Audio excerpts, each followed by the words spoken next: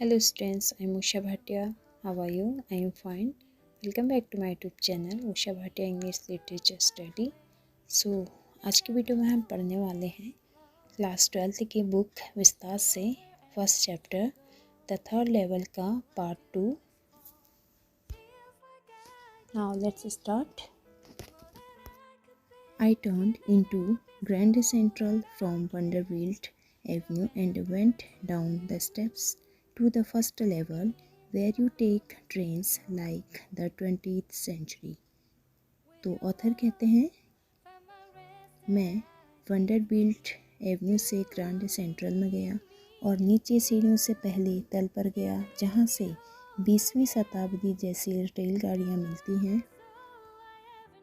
Then I walked down another flight to the second level where the suburban trains leap from duct into an arched doorway heading for the subway and got lost. तो author कहते हैं तब मैं नीचे दूसरी सीढ़ियों से दूसरे तल पर गया जहाँ से उपनगरीय रेलगाड़ियाँ छूटती हैं. मैं भूमिगत पारपथ पर जाने के लिए एक मेहराबदार दरवाजे में तेज़ी से घुसा ताकि मुझे कोई देख न ले और मैं विस्मित हो गया. ओके, सबवे का मतलब होता है भूमिगत पारपथ एंड डक्ट इन का मतलब है तेज़ी से जाना ताकि कोई देख न ले. आर्च्ड डोरवे का मतलब है मेहराबदार दरवाजे. दैट्स ईजी टू डू, ऐसा करना आसान है. I've been in and out of Grand Central hundreds of times, but I am always bumping into new doorways and stairs and corridors. तो ऑथर कहते हैं मैं सैकड़ों बार ग्रैंड सेंट्रल में गया हूँ, हंड्रेड्स टाइम्स ग्रैंड सेंट्रल में गया हूँ और उससे बाहर आया हूँ, पर मुझे दैवयोग से नए द्वार और सीढ़ियाँ और गलियारे मिलते रहे. बम्पिंग इनटू का मतलब होता है दैवयोग से मिलना एंड कॉरिडोर्स का मतलब होता है गलियारे, long narrow passages with doors. Okay, once I got into a tunnel about a mile long and came out in the lobby of the Roosevelt hotel. तो ऑथर कहते हैं एक बार मैं एक सुरंग में घुस गया. टनल का मतलब होता है सुरंग जो लगभग 1 मील लंबी थी. ओके, अ माइल का मतलब है कि 1 मील लॉन्ग लंबी थी और रूजवेल्ट होटल के द्वार के पास के कमरे में आ गया. ओके, तो यहाँ पे एक होटल का नाम था रूजवेल्ट, तो रूजवेल्ट होटल के द्वार के पास कमरे में आ गया बोलते हैं author. Okay, another time I came up in an office building on 46th Street 3 blocks away. तो ऑथर कहते हैं दूसरी बार मैं ऑफिस बिल्डिंग में आ गया जो 46 नंबर स्ट्रीट में 3 ब्लॉक आगे थी. Sometimes I think Grand Central is growing like a tree, pushing out new corridors and staircases like roots.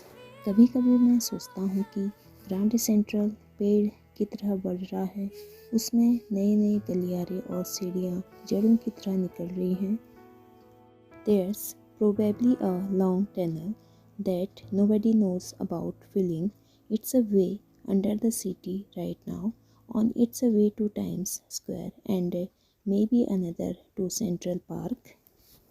संभवतः वहाँ एक लंबी सुरंग है जिसके रास्ते के बारे में कोई नहीं जानता जो सीधे नगर के नीचे जाता है. वह रास्ता टाइम्स स्क्वायर में निकलता है और संभवतः दूसरा सेंट्रल पार्क में निकलता है.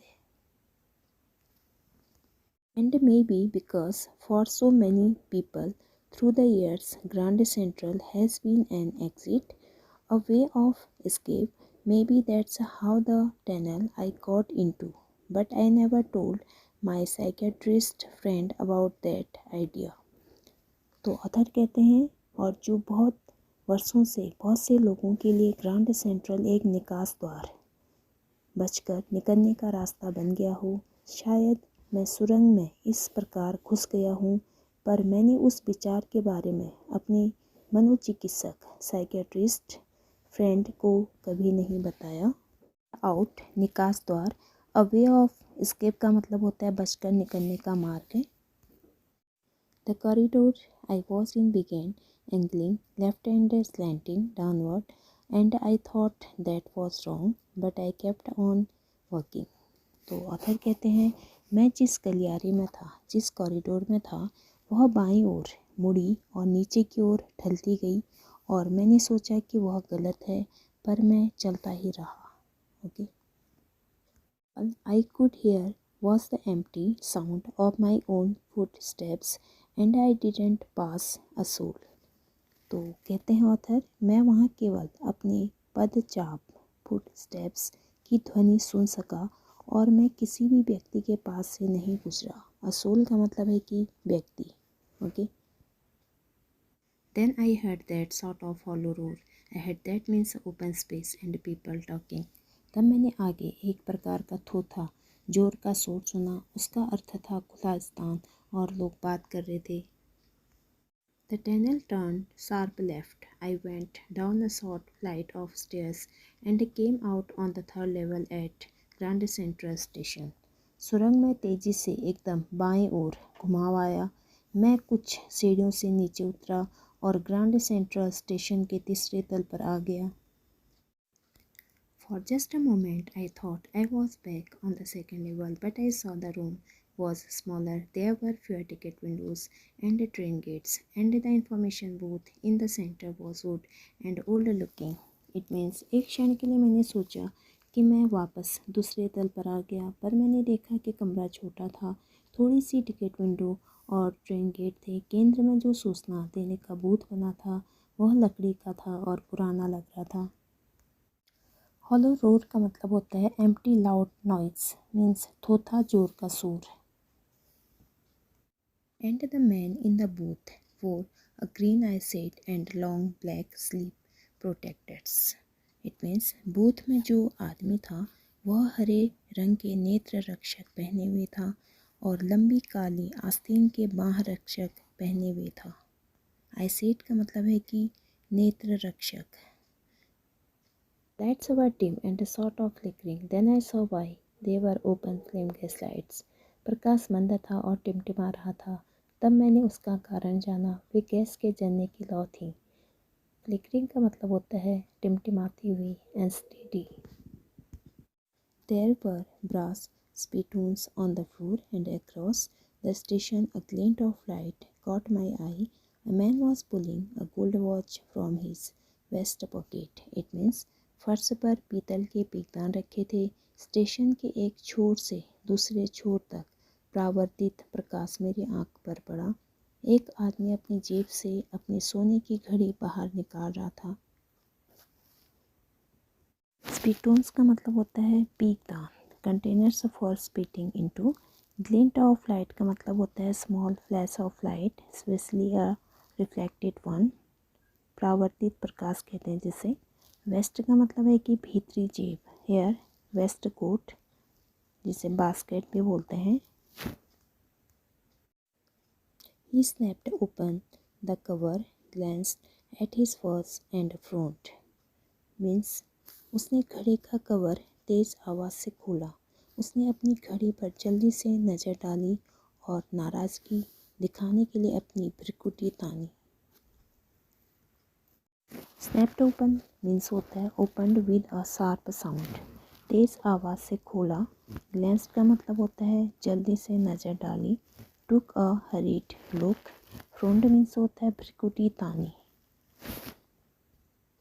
ही wore a derby hat, a black 4-button suit with tiny lapels, and he had a big black handlebar mustache। It means वह डर्बी हैट पहने हुए था, 4 बटनों का काला सूट पहने था, उसके कोट का सामने वाला भाग भीतर की ओर मुड़ा हुआ था, उसकी लंबी काली मूछें थी जो दोनों किनारों से ऊपर की ओर मुड़ी हुई थी। Then I looked around and saw that everyone in the station was dressed like 1890 something. I never saw so many beards, sideburns and fancy mustaches in my life. तो ऑथर कहते हैं तब मैंने चारों ओर देखा और मैंने देखा कि स्टेशन पर प्रत्येक व्यक्ति 1890 के समकालीन वस्त्र पहने था। मैंने अपने जीवन में कभी भी इतनी लंबी दाढ़ियाँ, कलमें और सौकिया मूछें नहीं देखी थी। A woman walked in through the train gate. She wore a dress with leg of mutton sleeves and skirts to the top of her high-buttoned shoes. It means एक औरत रेलगाड़ी द्वारा चलकर आई। वह अपने बटन वाले ऊंचे जूतों के ऊपर घघरी पहनी हुई थी और कसी हुई आस्तीनें थी। Back of her, out on the tracks, I caught a glimpse of a locomotive, a very small Courier and Ives locomotive with a funnel-shaped stack, and then I knew. It means उसके पीछे पटरियों पर, tracks means पटरियाँ पर मैंने एक rail engine की झलक देखी। ग्लिम्स का मतलब होता है झलक, और तब मेरी समझ में आया कि वह क्यूरियर एवं आइव्स कंपनी का बहुत छोटा इंजन था जिसकी चिमनी कीप के आकार की थी। लोकोमोटिव का मतलब होता है powered railway vehicle used for pulling trains, means engine, जिसे इंजन बोलते हैं। स्टैक का मतलब होता है अ टॉल चिमनी, मीन्स की लंबी chimney. To make sure I walked over to a news boy and glanced at the stack of papers at his feet. तो ऑथर कहते हैं विश्वस्त होने के लिए मैं समाचार पत्र बेचने वाले लड़के के पास गया और उसके पैरों में समाचार पत्रों के ढेर की ओर दृष्टि डाली। It was the world and the world hasn't been published for years, means समाचार पत्र का नाम द वर्ल्ड था। द वर्ल्ड समाचार पत्र वर्षों से प्रकाशित नहीं हो रहा था। The lead story said something about President Cleveland. I found that front page since in the public library files, and it was printed June 11, 1894. तो इसमें मुख्य समाचार में राष्ट्रपति क्लीवलैंड के बारे में कुछ छपा था। मैंने समाचार पत्र का प्रथम पृष्ठ सार्वजनिक पुस्तकालय की फाइलों में देख लिया था और उस पर 11 जून सन 1894 ईस्वी मुद्रित था। I turned toward the ticket windows, knowing that here on the third level at Grand Central, I could buy tickets that would take Louisa and me anywhere in the United States we wanted to go. It means मैं ticket window की ओर मुड़ा, यह जानते हुए कि यहाँ grand central के तीसरे तल पर मैं टिकट खरीद सकता हूँ जिनके आधार पर लुइसा और मैं अमेरिका में सन 1894 में जहाँ भी जाना चाहे जा सकेंगे। And I wanted 2 tickets to Galesburg Illinois, और मैं गेल्सबर्ग और इलिनॉइस के 2 टिकट चाहता था। Have you ever been there? क्या आप वहाँ कभी गए हैं? It's a wonderful town still. अब भी वह आश्चर्यजनक नगर है। With big old frame houses, वहाँ पुराने बड़े ढांचों के मकान हैं। ह्यूज लॉन्स, विशाल घास के मैदान हैं।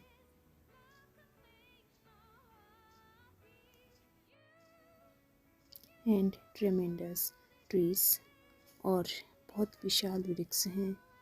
whose branches meet overhead and roof the streets, उनकी शाखाएं ऊपर जाकर मिल जाती हैं और गलियों को छत की तरह ढक लेती हैं। And in 1894 summer evenings were twice as long, और सन 1894 ईस्वी में ग्रीष्म संध्याएं अब की अपेक्षा दुगनी लंबी होती थीं। And people sat out on their lawns, और लोग अपने घास के मैदानों में बैठते थे। द मैन स्मोकिंग सिगार्स, आदमी सिगरेट पीते थे, एंड टॉकिंग क्वाइटली, और शांति से टॉकिंग करते थे, बातचीत करते थे। The women waving palm leaf fans with the fireflies all around in a peaceful world. औरतें शांतिपूर्ण संसार में पाम के पत्तों से बने पंखों से हवा करती थीं और चारों ओर खदोत मंडराते रहते थे।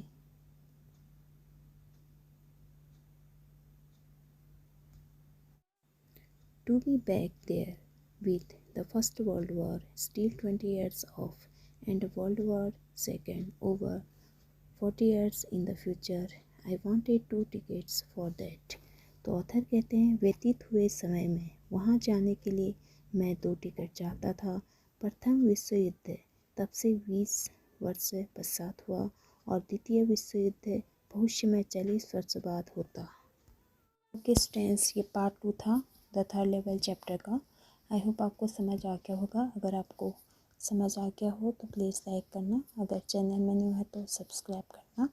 मिलते हैं नेक्स्ट वीडियो में पार्ट 3 में। Okay bye, thank you for listening and watching.